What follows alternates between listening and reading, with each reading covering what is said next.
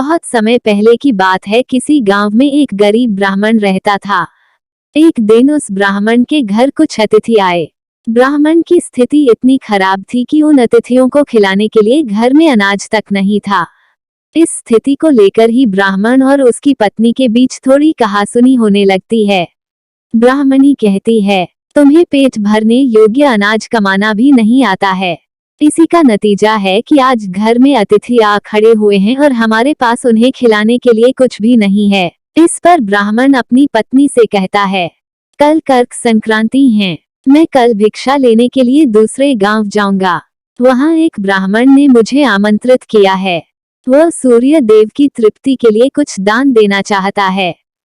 तब तक जो कुछ भी घर में है उसे आदर सत्कार के साथ अतिथियों के सामने रखो। ब्राह्मण की यह बात सुनकर ब्राह्मणी कहती है, तेरी पत्नी होकर मैंने कभी सुख नहीं भोगा है। न कभी खाने को मेवा मिष्ठान मिला, न ही धन के वस्त्र और आभूषण। आज तू कह रहा है कि जो भी घर में पड़ा हो वो अतिथियों के समक्ष रख दो।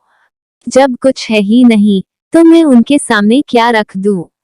पड़े हैं तो बस एक मुट्ठी तिल, तो क्या अतिथियों के सामने सूखे तिल रखना अच्छा लगेगा? पत्नी की यह बात सुनकर ब्राह्मण कहता है, ब्राह्मणी तुम्हें ऐसा बिल्कुल भी नहीं कहना चाहिए।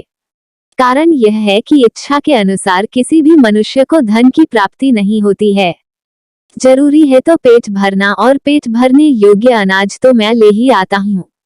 अधिक धन की चाहत अच्छी नहीं, ऐसी इच्छा का तुम्हें त्याग कर देना चाहिए। अधिक धन की इच्छा के चक्कर में मनुष्य के माथे पर शिखा बन जाती है। माथे पर शिखा वाली बात सुन ब्राह्मणी बड़े ही आश्चर्य से ब्राह्मण से पूछती हैं, अधिक धन की इच्छा में माथे पर शिखा हो जाती है? मैं कुछ समझी नहीं, जो भी कहना है खुलकर कहिए। ब्राह्मणी के इस सवाल का जवाब सुनने के लिए जेके न्यूज फनी को सब्सक्राइब करें।